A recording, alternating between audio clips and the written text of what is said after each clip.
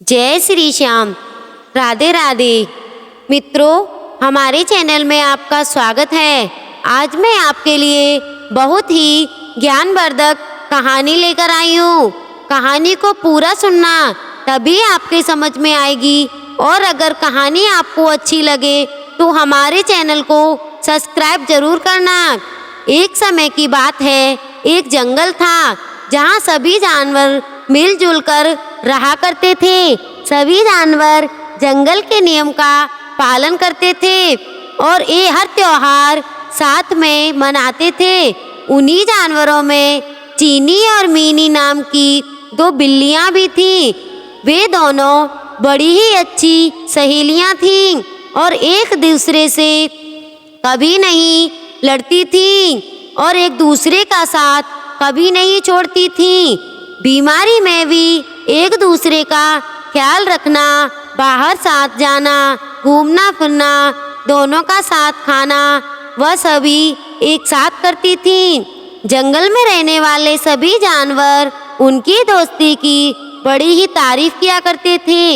एक बार की बात है, मिनी को किसी काम से बाजार जाना पड़ा, लेकिन किसी कारण से चीनी उसके साथ नहीं जा सकी।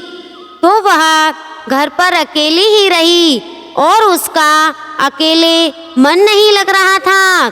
तो वह रास्ते में घूमने के लिए निकल पड़ी और वहाँ उसे एक रोटी का टुकड़ा मिल गया। उसके मन में अकेले ही उस रोटी के टुकड़े को खाने का लालच आ गया और वह उसे लेकर घर आ गई।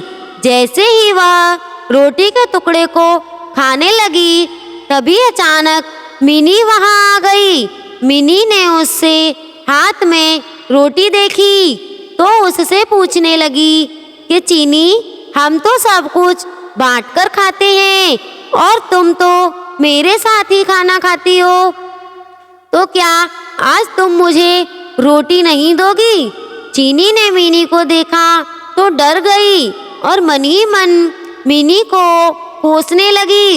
इस पर चीनी ने हड़बड़ाहट में कहा कि अरे नहीं, मैं तो रोटी का आधा आधा कर रही थी ताकि हम दोनों को बराबर रोटी मिल सके। मिनी सब समझ गई और उसके मन में भी लालच आ गया था। ये बात भी वह समझ चुकी थी, लेकिन कुछ भी बोली नहीं।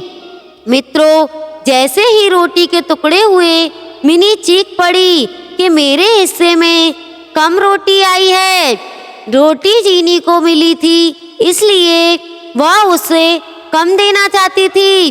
फिर भी वह बोली कि रोटी तो बराबर ही देनी चाहिए।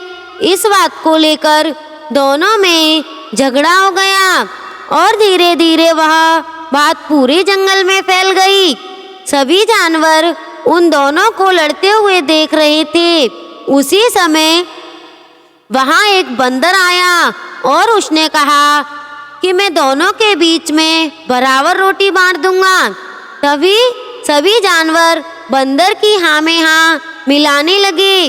ना चाहते हुए भी दोनों ने बंदर को रोटी दे दी। तो बंधुओं, बंदर कहीं से तराजू लेकर आया और दोनों ओर रोटी के टुकड़े रख दिए। जिस तरफ वजन ज्यादा होता वह उस तरफ की रोटी थोड़ी सी बोलकर ये खा लेता कि रोटी को दूसरी तरफ रखी वजन के बराबर ही कर रहा हूँ। वह बड़ा ही चालाक था। वह जानबूझकर ज्यादा रोटी का टुकड़ा खा लेता था, जिससे दूसरी तरफ की रोटी वजन में ज्यादा हो जाती।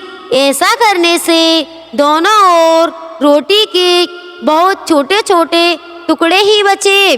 बिल्लियों ने जब इतना कम रोटी देखी तो बोलने लगी कि हमारी रोटी हमें दे दो, हम बची हुई रोटी को आपस में बांट लेंगे।